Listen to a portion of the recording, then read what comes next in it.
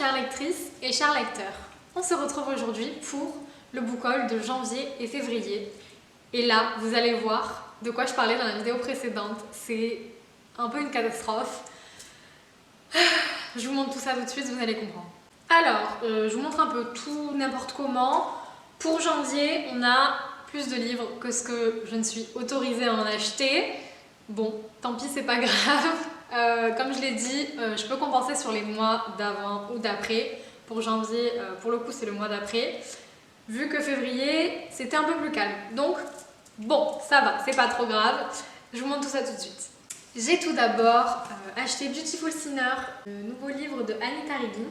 Donc ça, c'est publié chez les éditions Addictive. Je l'ai déjà lu, j'ai beaucoup aimé. Voilà, je vous en parlerai sur TikTok, mais c'était plutôt pas mal. Je lui ai mis un 4 sur 5. Franchement, moi qui n'aime pas trop les trucs de gang, les trucs de cartel, tout ça, c'est plutôt pas mal, j'ai bien aimé. Et cette fin, je savais plus. Je savais plus quoi faire, mais voilà, Anita Riggins.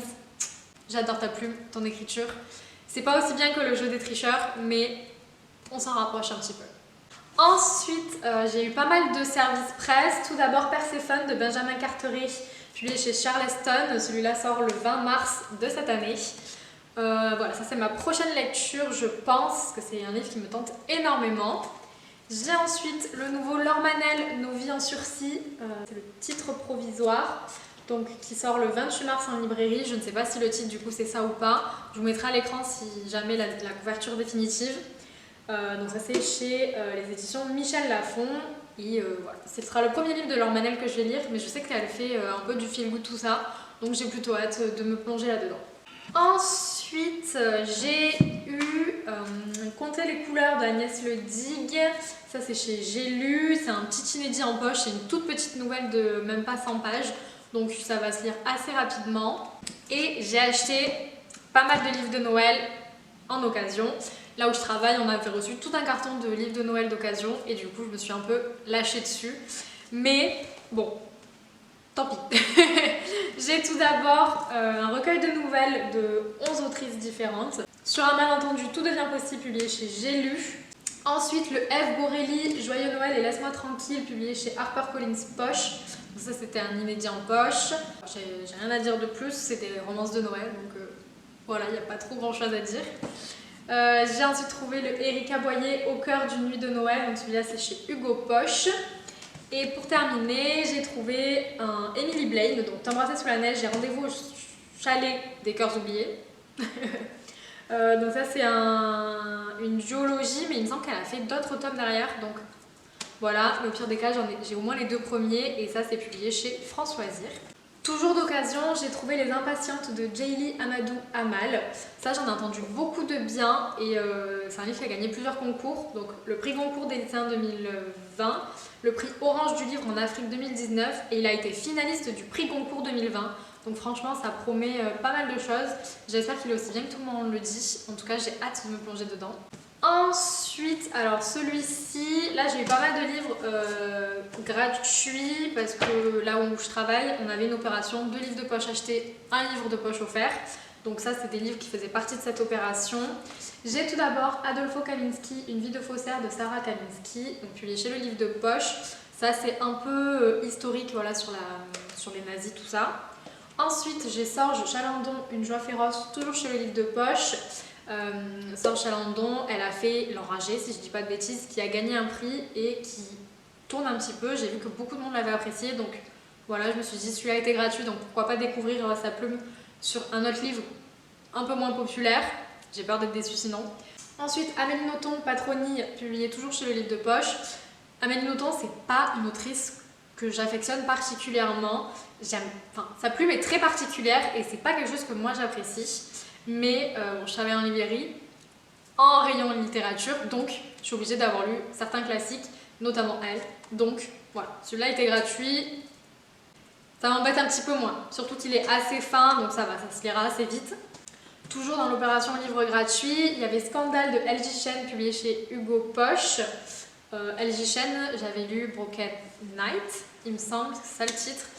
J'ai pas trop accroché, je sais pas si... Enfin, c'est pas quelque chose que j'ai beaucoup aimé. Là, c'est un autre de cette autrice, donc on va retenter, on verra ce que ça donne. Et ensuite, Brittany et Chérie, Tempête du Sud, le tome 1 de la série Compass, toujours chez Hugo Poche. Celui-là, je l'ai en grand format, mais les couvertures poche sont tellement plus jolies que j'hésite à me les prendre tous en poche, parce que j'ai que les 2 premiers tomes pour l'instant. Et que en m'achetant les 3 poches, ça me revient quand même moins cher que d'acheter les 2 grands formats. Donc, bon voilà, on verra ce que je décide, mais en tout cas, au moins j'ai celui-ci. Ensuite, ceux-là, je les ai achetés neufs. J'ai eu 2 livres de l'opération Petit Prix chez HarperCollins. Tout d'abord, Dirty Secrets de Alixia Agnam et University Games de Erika Haribar et Cécile Fernandez. J'ai plutôt hâte de les lire, c'est tous les 2 du New Adult et celui-là, je l'ai un peu vu passer, il me semble, et il avait l'air plutôt pas mal. Et celui-là, j'ai ma copine qui l'a acheté et qui elle m'a trop tentée en fait quand elle l'a acheté, du coup, je me suis laissée tenter aussi. Ensuite, ça c'est du polar, La femme de ménage de Freda McFadden, publié chez J'ai lu. Celui-là sur le BookTok anglophone, il passe énormément et il a l'air super bien. Et même en lisant le résumé, ça avait l'air incroyable et la couverture est bien plus jolie que celle du grand format. Donc, bon je me suis laissée tenter. Ensuite, Le Petit Café des Grands Romantiques de Tash Skilton, publié chez HarperCollins Poche. Celui-là, c'est de la comédie romantique et en fait, il est arrivé dans ma librairie et je me suis dit oh c'est trop mignon, j'ai lu le résumé et je me suis dit oh c'est trop mignon, du coup voilà, j'ai craqué. Ensuite Emily Blaine, toujours donc chez HarperCollins Poche, là c'est la librairie des rêves suspendus. Ça c'est un livre qui a failli aller au retour là où je travaille et ça me faisait mal au cœur de mettre Emily Blaine en retour et comme celui-là je l'avais pas encore, je me suis dit tant pis, au lieu de le mettre en retour je l'achète moi, comme ça il est quand même plus dans les stocks de la librairie mais il est pas perdu, vous voyez ce que je veux dire? Un livre de recettes, même si je ne cuisine pas énormément. Les recettes du gras du No Diet Club, publié chez Marabout. Celui-là, c'était un livre neuf à prix réduit, donc il était à 5 € le de 14,95. Et c'est un peu des recettes du monde. Et ça avait l'air plutôt intéressant. La présentation à l'intérieur est très particulière, ça change un petit peu de ce qu'on a l'habitude de voir. Mais moi j'aime bien en vrai, et voilà, il y a vraiment plein de recettes du monde.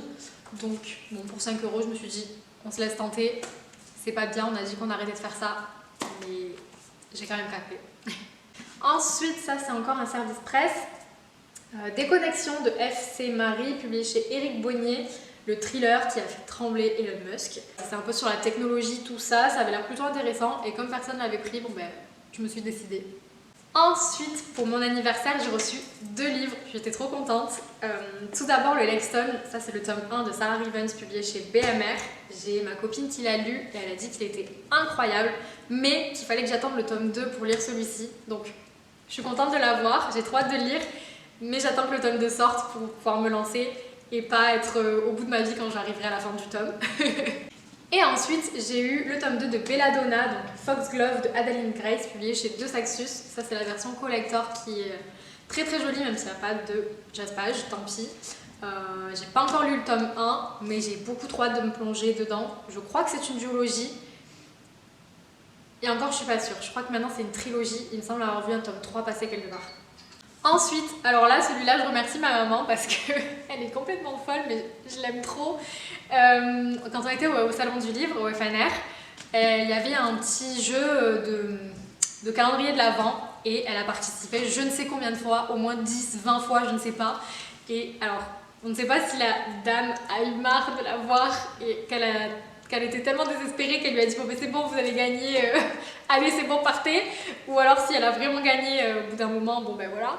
Mais on a reçu Reminders of Him de Colleen Hoover, ça c'est le dernier qui a été publié chez Hugo Roman. Colleen Hoover c'est pas forcément une de mes autrices préférées, mais là celui-là était gratuit donc que voulez-vous, on en a profité. Et ensuite un petit bébé, Un hiver pour te résister de Morgane Moncomble, toujours chez Hugo Roman, ça c'est le tome 2 de sa série Seasons. Il est beaucoup trop beau, franchement, cette série a des couvertures incroyables, je les trouve vraiment jolies. Et donc là, c'est le tome 2, celui sur l'hiver. Et j'ai beaucoup trop hâte de me lancer dedans. Le tome 1 était pas un coup de cœur parce que je m'étais fait spoiler et du coup, ça a un peu gâché le truc. Mais c'est vraiment une très très bonne lecture, ça change un peu de son style d'écriture habituel. Et franchement, j'ai beaucoup aimé. Et donc là, le tome 2, c'est sur du patinage artistique, tout ça, donc j'ai beaucoup trop hâte.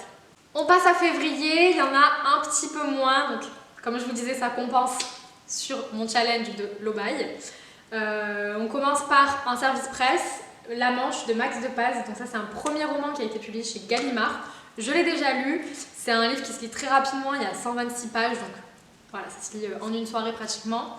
Il était plutôt pas mal, j'ai pas donné de notes sur ce livre-là, tout simplement parce que, bon, évidemment, la batterie de ma caméra m'a lâché, donc on n'a plus la même tête, plus le même éclairage, ni rien du tout, et je ne sais plus ce que je racontais, donc bon, ben voilà, désolée, j'ai essayé de faire en sorte au montage que ce soit pas trop laid au niveau de la luminosité, parce que du coup il n'y a plus de soleil, c'est la nuit, donc j'ai que les éclairages de la maison, et en général c'est pas terrible, donc bon, voilà, désolée pour ça.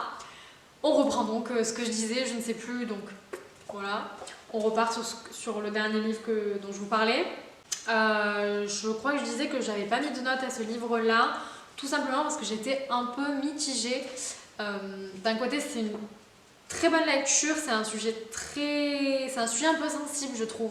Et en même temps, c'est très important d'aborder aussi ces sujets-là qui gênent, qui mettent mal à l'aise, qui font un peu réfléchir. Et en ça, ce livre-là, il était vraiment super parce que du coup, on se retrouve de l'autre côté de la barrière, puisqu'on suit un SDF, un jeune garçon SDF qui a 19 ans, qui se retrouve à la rue du jour au lendemain. Et c'est vrai que ça fait énormément réfléchir sur un peu tout ça, la condition au quotidien, tout ça. Donc franchement, si vous avez l'occasion, lisez-le, il est plutôt bien et comme il est court, ça se lit rapidement. Mais voilà, je ne lui mets pas de notes, mais il était très très bien, même si l'écriture, c'est pas forcément ce que je préfère. On continue sur les services presse. J'ai Rendez-vous sur l'île de l'horloge. Donc ça, c'est publié chez la collection Nami et ça sort le 10 avril. Donc pas encore, mais je pense pas que ce soit la couverture définitive parce qu'en général ils ont des couvertures assez jolies, illustrées, un peu pastel. Je vous la mettrai à l'écran si je trouve une couverture définitive. Mais voilà, en attendant, j'ai reçu le service presse et ça a l'air d'être un peu mystérieux puisqu'on suit un homme qui est écrivain et qui, avant de mourir, décide d'inviter des lecteurs dans son manoir et il faut qu'il cherche quelque chose. Donc c'est vrai que ça a l'air plutôt intéressant et un peu mystérieux. Et ensuite, ma lecture en cours à l'heure actuelle. Marie Vareille, la dernière allumette, publiée chez Charleston, ça c'est son dernier roman. J'ai pas encore lu de livre de cette autrice, mais j'en ai entendu beaucoup de bien, notamment sur Désenchantée, qui était le coup de cœur d'une de mes collègues. Je l'ai commencé, j'en suis à peine à la page 25, donc pour l'instant je pourrais pas trop vous dire quoi que ce soit. Mais pour l'instant l'écriture est plutôt pas mal, à voir ce que ça donnera. Ensuite, j'ai eu la chance d'assister à une réunion auprès des éditeurs de J'ai lu. Ils nous ont présenté un peu l'historique de la maison, les chiffres, les nouveautés évidemment, et on a eu droit à des services presse. Donc j'ai eu l'occasion de prendre Eleftheria de Muriel Stack, donc chez J'ai lu évidemment.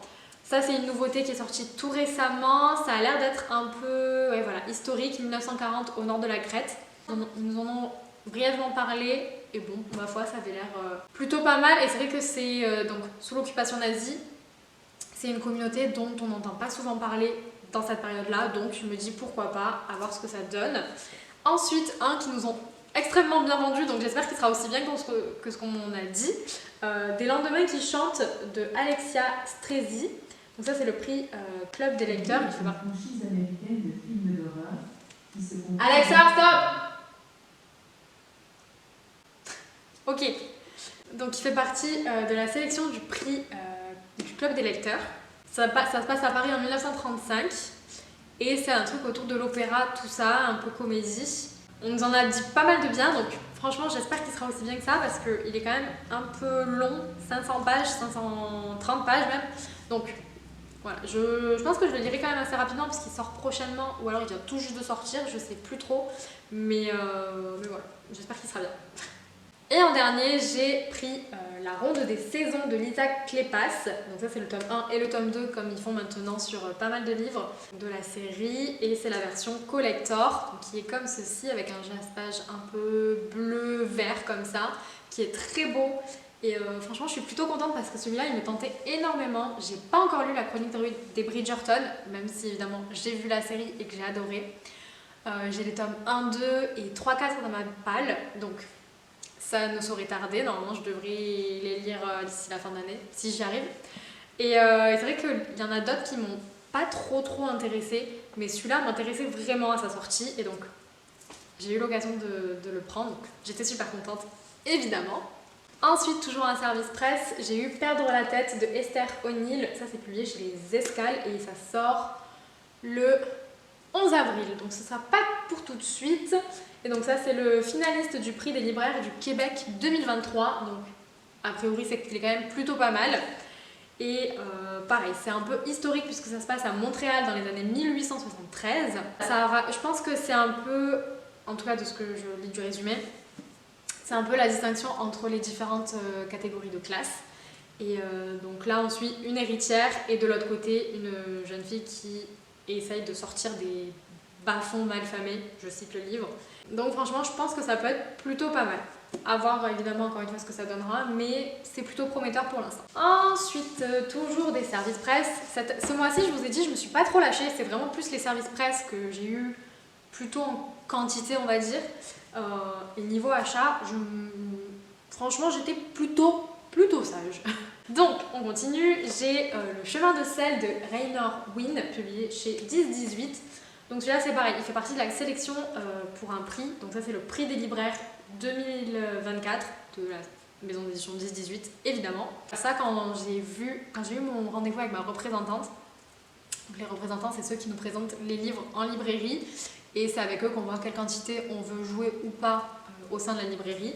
Et donc là, quand elle m'a présenté celui-là, c'est vrai que ça avait l'air plutôt pas mal. On suit un couple qui va faire un très très long trajet parce que leur maison va être saisie alors que c'est leur seule source de revenus puisque c'est un phare, il me semble, ou quelque chose comme ça. Bref, et ça avait l'air plutôt intéressant, assez touchant dans l'écriture, tout ça. Donc je me suis dit pourquoi pas. Ensuite, j'ai eu Joyce Maynard, Long Weekend, toujours chez 10-18. Ça c'est pareil, voilà, comme je vous disais, en étant en rayon littérature, il y a des livres qu'il faut que je lise, il y a des auteurs qu'il faut que j'ai dans mon background de lecture. Donc cet auteur en fait partie et ça c'est un de ces derniers si je dis pas de bêtises. Et dernièrement, pour les services presse, j'ai reçu Odette Froyard en 3 façons de Isabelle Monin, ça c'est chez Gallimard encore une fois. Et celui-là je l'ai déjà lu, il était plutôt pas mal, je dirais 3,5 sur 5 étoiles. J'ai bien aimé ma lecture, ça fait un peu réfléchir sur la famille, sur comment est-ce qu'on les perçoit, comment est-ce qu'on pense les connaître et au final pas du tout, ou au contraire, on sait qu'on ne les connaît pas et des fois on n'en a pas envie sur le moment et puis au final, quelques années plus tard, on regrette. C'est très réflexif sur tout ça, un petit peu, sur la mémoire et j'ai énormément aimé ma lecture. C'est juste qu'à certains moments, ça frôle avec le presque surnaturel, j'ai envie de dire, puisqu'il y a des moments où elle voit des fantômes. Enfin, il faut lire le livre pour comprendre, mais c'est vrai que c'est un peu étrange sur ce côté-là. J'ai un peu moins apprécié ces moments-là, même si je comprends où veut en venir l'autrice, mais c'est vrai que voilà, ça m'a un petit peu gênée. Et pourtant, j'ai adoré ma lecture. Et ensuite, les 3 seuls livres que j'ai achetés en février, ça fait pas beaucoup, on est d'accord, mais j'ai été en vacances pendant 2 semaines, donc j'ai réussi à me retenir. J'ai tout d'abord Le cœur sur la table de Victoire Tuaillon, publié chez la collection Point. Donc Victoire Tuaillon, si vous la connaissez pas, c'est une femme qui fait des podcasts féministes. Et donc elle en a 2, Le cœur sur la table et Les couilles sur la table. Je ne sais pas si vous voyez à l'écran, normalement oui, il me semble que c'est dans le cadre. Et ces 2 podcasts, je crois qu'elle les a arrêtés ou alors c'est en pause pour le moment, mais elle est un peu connue pour ça. Et donc là c'est la retranscription, on va dire, sous forme papier. Et c'est vrai que j'en ai entendu tellement de bien que, à défaut de l'écouter, puisque je suis pas trop podcast, au moins je vais pouvoir les lire et les découvrir. Ensuite, mon petit bébé, le Force Wing en version collector de Rebecca Yarros. Donc ça c'est le tome 1 qui a été publié dans la collection Romantaisie de Hugo Roman. C'est la version collector que je trouve absolument sublime avec les illustrations à l'intérieur. J'adore. Je l'ai déjà lu, je l'ai dévoré même en 48 heures. C'est un énorme coup de cœur. Et j'ai pas pu me retenir de lire le tome 2 en anglais, qui est aussi un énorme coup de cœur. Mais alors, comment vous dire que maintenant je suis en PLS. Voilà, j'attends la suite avec énormément d'impatience. Et en même temps, je me dis que, vu qu'il faut attendre jusqu'au tome 5 et que le tome 3 n'est même pas encore sorti, non seulement on va souffrir, mais en plus on va souffrir très longtemps. Voilà, je suis au bout de ma vie. Mais honnêtement, si vous aimez la romantaisie, Je dis bien romantasy, pas fantasy avec de la romance, de la romantasy. Honnêtement, ce livre-là, cette série-là, elle est vraiment bien, j'ai adoré. Alors que pourtant les dragons, c'est pas forcément mon truc. Mais là, pour le coup, même sa relation avec les dragons, j'ai adoré. Et donc, le dernier de cette vidéo, on a Ces promesses maudites de Lexi Ryan, publié chez De Saxus. Voilà, c'est toujours la version collector. Cette fois-ci, il y a un jaspage qui est très beau. Il est encore sous blister, évidemment, comme vous le voyez. Celui-là, j'ai longuement hésité car je savais pas trop si je voulais prendre la version collector qui est quand même à 27 € ou si je voulais prendre la version classique. Parce que le livre me faisait envie quoi qu'il arrive, mais c'est juste entre ces deux versions, je savais pas trop. Et j'ai vu en fait la version collector du tome 2 qui va sortir là cette semaine, demain, dans 2 jours, je sais plus, bref, qui sort bientôt. Et elle est tellement, mais tellement belle que je me suis dit tant pis Amélie, tu craques, le tome 2 c'est un petit bijou. Du coup maintenant je me dis j'espère vraiment que je vais aimer. Après il me semble que c'est une duologie donc ça reste quand même assez correct, mais voilà, j'espère vraiment que je vais aimer parce que sinon je vais être très déçue. Et ben voilà, je crois que c'est tout pour cette vidéo. On a été assez rapide je crois, en tout cas pas trop long comparé à d'habitude. Voilà, j'espère que ça vous a plu. N'hésitez pas à me dire dans les commentaires s'il y en a que vous avez déjà lu, s'ils vous ont plu, s'il y en a qui ne vous ont pas plu, pourquoi. Et voilà, n'hésitez pas à me dire tout ça dans les commentaires. Moi, en attendant, je vous souhaite de bonnes journées. N'oubliez pas d'être gentil avec vous-même et avec les autres, ça ne fait pas de mal. Et je vous dis à très bientôt